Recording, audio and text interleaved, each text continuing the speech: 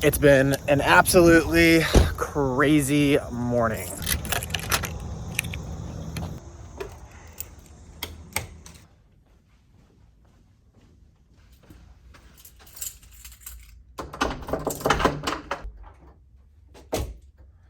And I only have 2 rules for this vlog. Rule number 1, it cannot interrupt my life. Rule number 2, I have to be able to edit this vlog in under an hour.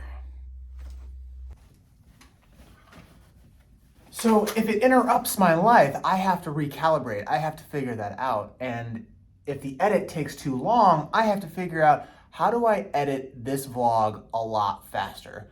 What workflow do I do? And this has really tested my thought process and my boundaries. Like, there are things that I thought I could do, and there are things that I thought I couldn't do. And what this vlog has taught me so far, even though it's in its young process, that I can still do more. So today, this morning, I had to figure out, how am I going to vlog, but I don't have a story, a thought process, even a shot log to create this vlog. And it caused me to think more effectively and more efficiently, because I didn't know how I was gonna do it. I had to come all the way to the facility, pick up the gear, go to this meeting, and being able to set everything up. Also being able to film this vlog and create something that is interesting to be able to produce later tonight. It is crazy what our minds can think, what our minds tell us what we can and cannot do. It's our choice whether we want to listen to it or not.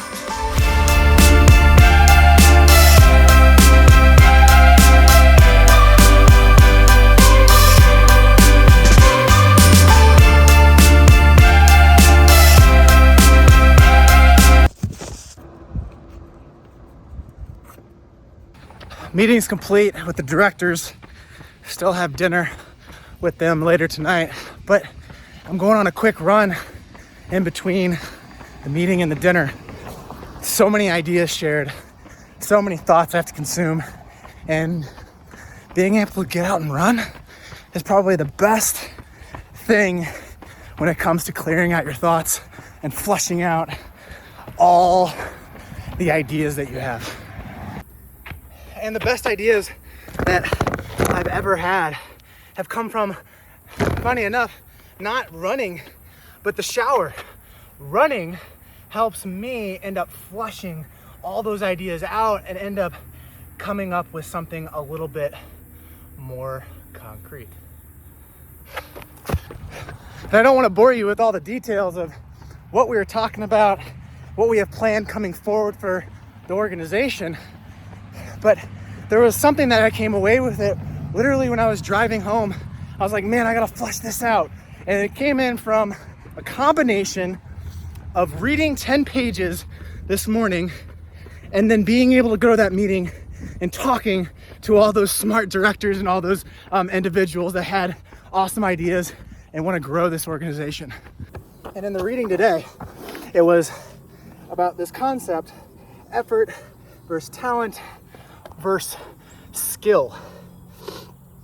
And that rings true, because you have to have a consistency. There's only so much talent that you can have. There's only so much gifts that you can have, because everyone's talented, everyone's gifted in their specific areas. But to be extraordinary, to be different, to be a high achiever, it all comes down to effort and stacking skills. That brings me to this, is what are my kid's talents gonna be, and how do I communicate that with him? Because he's gonna be talented, everyone's talented, right? But then how do I communicate that? Am I gonna be a person that tells him that you're so great, you're so fast, you're so unbelievable, you're God's gift to earth? Because if I do that, he's gonna start believing his hype.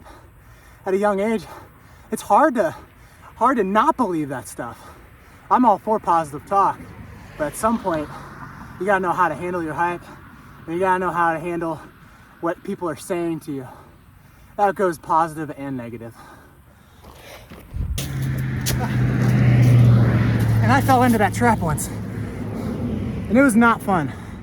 I was 13 years old, I threw really hard, I was a really good baseball player, and I kept on hearing parents say to me, hey, you're so good, you're so awesome, you do all this. And it wasn't because of my parents were not involved with all that. They just said, great job, good effort, I love your attitude, you're being positive when you're up there. And then when I was not positive, guess what they did? We had a long ride home. So I fell into that hype trap. So how did I get out of it? That's a whole nother story. Effort is a skill, and it's only acquired. I had to get filled with piss and vinegar and pissed off about my situation. I had to experience a lot of losses to actually get to where I needed to be. And it was probably one of the most valuable lessons I ever learned. And that's why it clicked for me on the idea today that reading pages developed more ideas. More ideas came off of networking, and it's consistency. It's the consistency of effort, which is the greatest skill to learn and the hardest one to learn. And I'm still trying to learn that effort. And I think that's why I put my body through so much pain by running and trying to flush out all of the ideas.